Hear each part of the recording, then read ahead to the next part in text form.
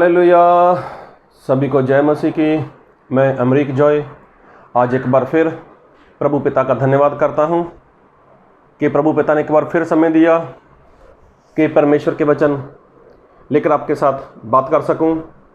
और अगर अभी तक आप लोगों ने चैनल को सब्सक्राइब नहीं किया तो जल्दी से जल्दी आप चैनल को सब्सक्राइब करें।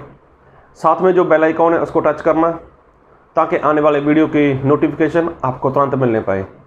और आप इस वीडियो को अंत तक देखना, तो इस वीडियो को आप शेयर भी करना, कमेंट भी करना, लाइक भी करना, लेकिन जो भी करना पूरा वीडियो देखने के बाद ही करना। तो आज मैं जो बात कहना चाहता हूँ उस बात को बहुत ध्यान से सुनना, उस बात को बहुत ध्यान से समझना कि आज परमेश्वर आपसे, मुझसे, हम सभी से वो कहना क्या चाहते हैं। आज प्रभु यीशु मसीह अगर इस धरती के ऊपर देखते होंगे तो देखते होंगे अपने लोगों को जो प्रभु यीशु मसीह के सेवक हैं और जो प्रभु यीशु मसीह के पसंद किए हुए लोग हैं, और जिन लोगों को प्रभु यीशु मसीह ने अपने काम के लिए बुलाया है। तो क्या उन लोगों का जो काम करने का तरीका है, क्या वो परमेश्वर को पसंद है? जी हाँ, मैं बात कर रहा हूँ आज सेवक लोगों की, क्योंकि प्रभु यीशु मसीह जब संसार में थे तब प्रभु यीशु मसीह ने अपने साथ 12 प्रेरितों को साथ में रखा था। तो प्रभु यीशु मसीह के चेले तो और भी थे, लेकिन मैं इसके बारे में ज़्यादा नहीं बोलना चाहता क्योंकि आप लोग सभी जानते हो। लेकिन मैं जो कहना चाहता हूँ, प्रभु यीशु मसीह ने अपने साथ 12 प्रेरितों को रखा, चेलों को पसंद किया, उनको अधिकार दिया कि वो परमेश्वर का काम करें, गवाही दें। और तो और जो लोग शैतान के बंधन में हैं, जो बीमारी में हैं, उनको वो लोग प्रभु यीशु मसीह के नाम से आज़ाद करें। और तो और वो लोग प्रभु यीशु मसीह के नाम की गवाही दें। तो आज सेवक लोग काम तो कर रहे हैं, लेकिन कैसा काम कर रहे हैं और कैसी गवाही है उनकी, और सेवक लोगों को किस तरह की गवाही देनी चाहिए। क्या आप जिस सेवक के पास जाते हो, क्या वो झूठा सेवक तो नहीं? जिस सेवक के साथ आप संगति करते हो, क्या वो परमेश्वर के वचन के अनुसार ही आपको जीवन जीना सिखा रहा है, या फिर किसी और तरह का प्रचार कर रहा है? जी हाँ, बहुत से लोग हैं कि खुद को वो पास्टर तो बोलते हैं, खुद को वो सेवक बोलते हैं, लेकिन जिस तरह से उनको परमेश्वर का काम करना चाहिए, जैसे उनको परमेश्वर के वचन को देना चाहिए, उस तरह से उनके जीवन से ऐसी बात दिखाई नहीं देती। और मैं एक वचन पढ़ना चाहूँगा आपके लिए, और मैं वचन पढ़ना चाहूँगा लूका रचित सुसमाचार उसका 16 अध्याय। और ये वचन तकरीबन सभी लोग जानते ही हैं, 19 से लेकर उसके 31 वचन तक। तो यहाँ पर प्रभु यीशु मसीह ने एक बात की थी कि एक धनवान इंसान था, एक लाजर था। अभी आपको वचन तो ज़्यादा आ गया होगा क्योंकि आप काफ़ी समय से मसीह में हो, काफ़ी बार आप लोगों ने जो वचन पढ़ा भी है, सुना भी है। तो जो धनवान इंसान था वो मौज मस्ती वाला जीवन जीता था, लेकिन जो लाजर था उसके शरीर के ऊपर फोड़े थे। लेकिन हुआ क्या, दोनों मर गए। अभी जो लाजर है वो तो अब्राहम की गोद में है, और जो धनवान है वो तो नरक में चला गया। जब नरक में चला गया, अभी वहाँ पर उसको पीड़ा हो रही है। अब उसने जब आंख उठाकर देखा अब्राहम की तरफ, तो उसने देखा अब्राहम की गोद में तो लाजर है। तो उसने लाजर का नाम लिया, उसने अब्राहम पिता का नाम बोला कि लाजर को मेरे पास भेज और वो मेरी जीभ को ठंडा करे। तो अब्राहम ने उसको मना कर दिया कि हम एक दूसरे के पास ना तो जा सकते हैं और ना कोई हमारे पास आ सकता है। तब जब धनवान इंसान को पता चला कि अभी मेरे पास कोई नहीं आ सकता और मैं भी वहाँ पर नहीं जा सकता, तो अभी वो वहाँ पर बहुत पछता रहा है। उसको बहुत दुख हो रहा है, लेकिन उसने एक बात बोली, और मैं वही बात पे एक बात करना चाहूँगा और मैं पढ़ूंगा आपके लिए लूका रचित सुसमाचार उसका 16 अध्याय और उसका 27 और 28 वचन। उसने कहा, तो हे पिता, मैं तुझसे विनती करता हूँ कि तू उसे मेरे पिता के घर भेज, क्योंकि मेरे 5 भाई हैं। वह उनके सामने इन बातों की गवाही दे, ऐसा ना हो कि वह भी इस पीड़ा की जगह में आए। तो अभी देखो, जो धनवान इंसान है, जो पैसे वाला इंसान था और जो मर गया था, उसने क्या बोला, हे पिता अब्राहम, अभी ऐसा करो कि लाजर को मेरे पिता के घर में भेज दो, और वहाँ पर मेरे 5 भाई हैं, और वहाँ पर जाकर वो क्या करे, गवाही दे। वहाँ पर जाकर वो गवाही दे, ताकि वो लोग बचाए जाएं और उनमें से कोई भी जन यहाँ पर ना आए, इस पीड़ा में, इस दुख में ना आए। तो देखो, एक गवाही जो इंसान के जीवन में कितना बड़ा प्रभाव डालती है।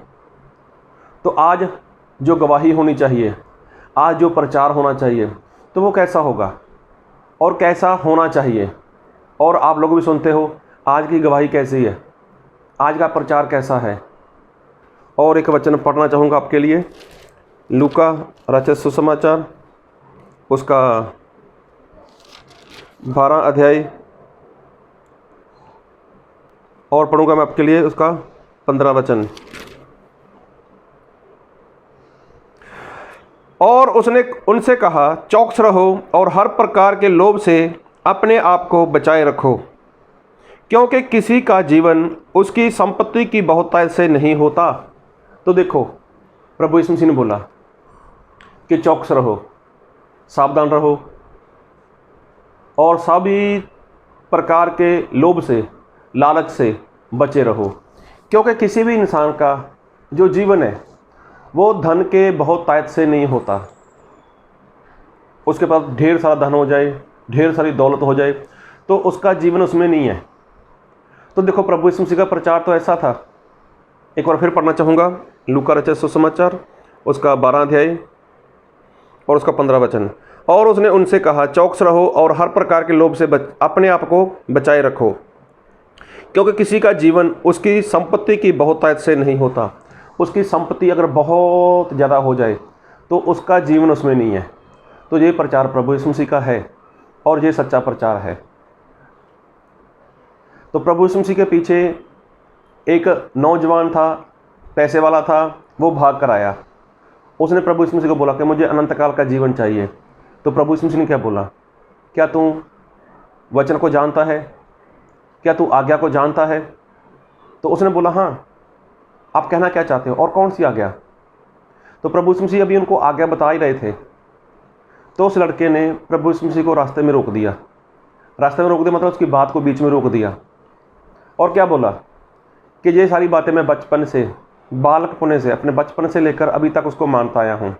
तो प्रभु यीशु मसीह ने उसको देखा और उससे प्रीत की, उससे प्रेम किया, और क्या बोला, तेरे में एक बात की कमी है, और जो कुछ तेरे पास है उसको छोड़, मतलब उसको बेच दे, और जो गरीब लोग हैं जिनके पास कुछ नहीं है उनको बांट दे, और मेरे पीछे आ जा।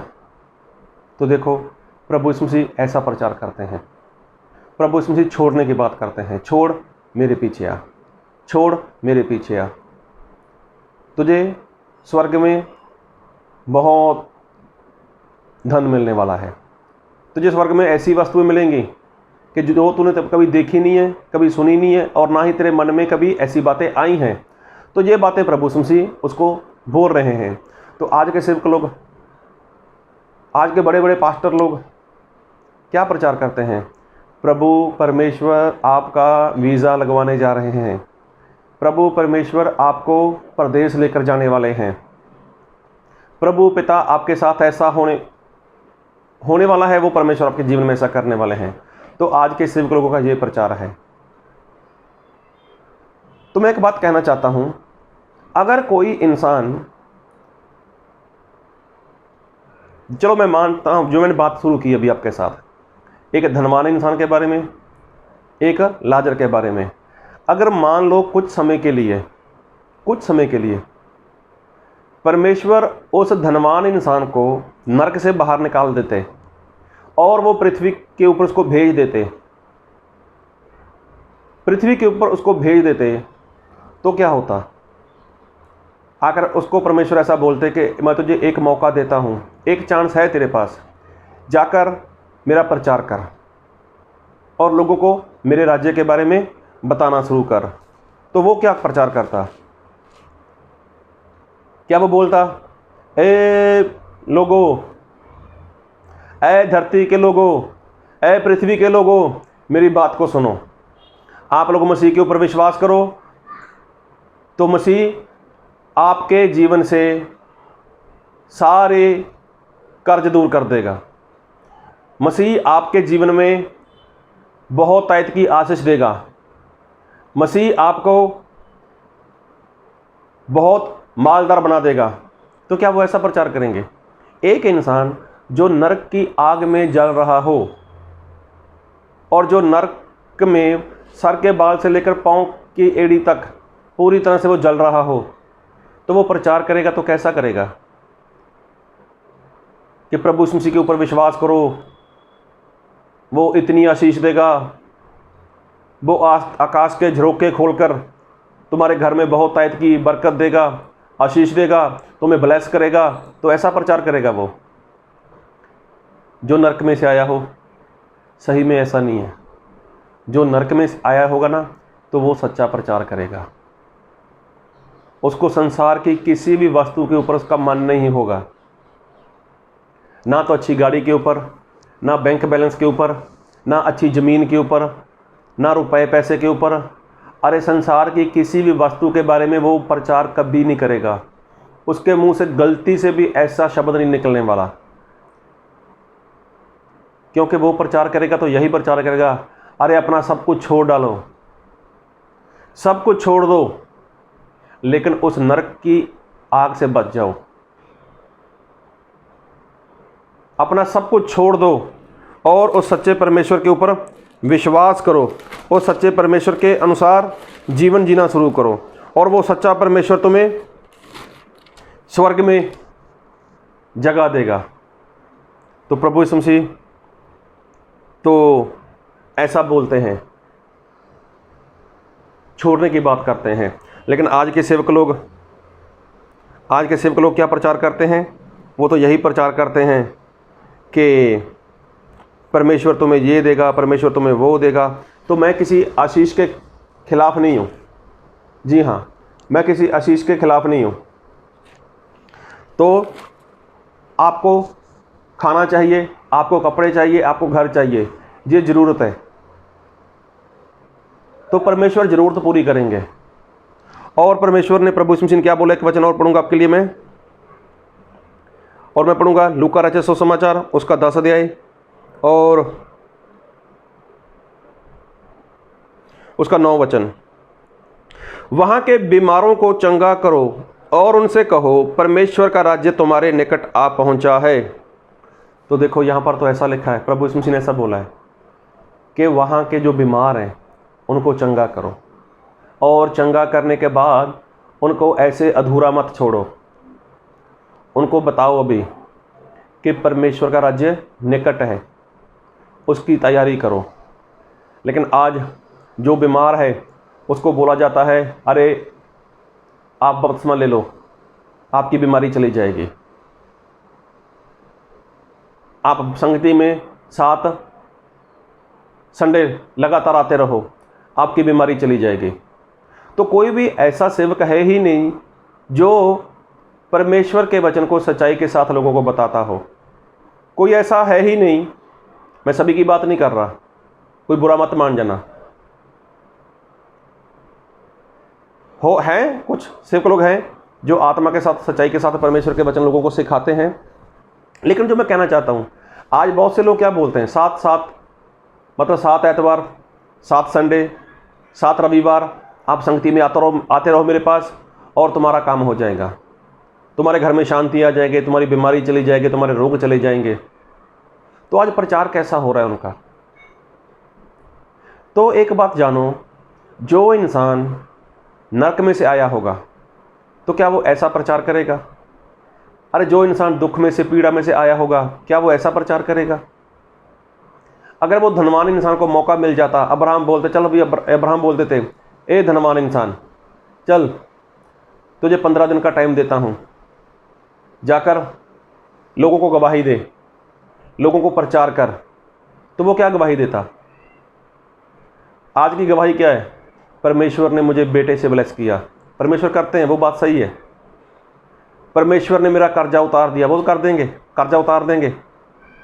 परमेश्वर ने मेरा जो पासपोर्ट नहीं बन रहा था, मेरा पासपोर्ट बन गया, मेरा वीज़ा लग गया, मुझे ये हो गया, मुझे ऐसी गवाही है। तो क्या ऐसी गवाही के साथ कोई इंसान बच पाएगा? आज की गवाही कैसी थी? आज की गवाही कैसी होनी चाहिए थी? आप अगर किसी को गवाही दोगे तो क्या गवाही दोगे? क्या आप ऐसे बोल सकते हो और सामरी औरत के जैसे कि मैंने पाप किया था और मैं पाप में थी,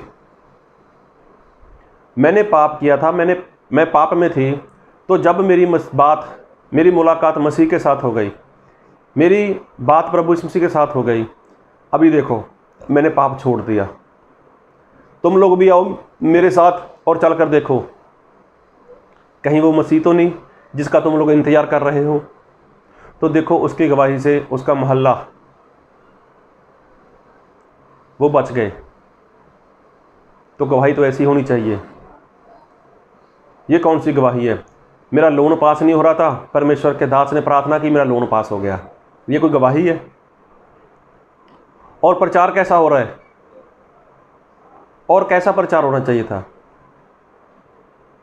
प्रचार किया था प्रभु यीशु मसीह के दास पतरस ने, जब पहली बार पवित्र आत्मा के साथ भर गया था और बाहर निकला था, तब पतरस ने तलवार चलाई थी, तलवार।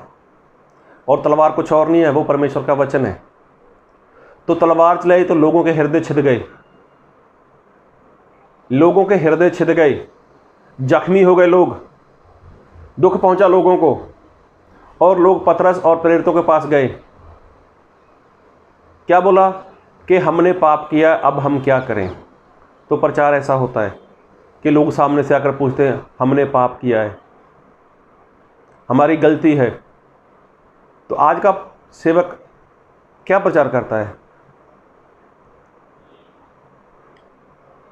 तो प्रचार तो ऐसा है जो इंसान को चीर डाले, उसके हृदय के ऊपर तलवार चले, उसको फाड़ डाले, ऐसा प्रचार होता है। तो मैं ऐसा नहीं बोलता कि ऐसा प्रचार जो आत्मा और सच्चाई से होता है वो कहीं पर नहीं होता है।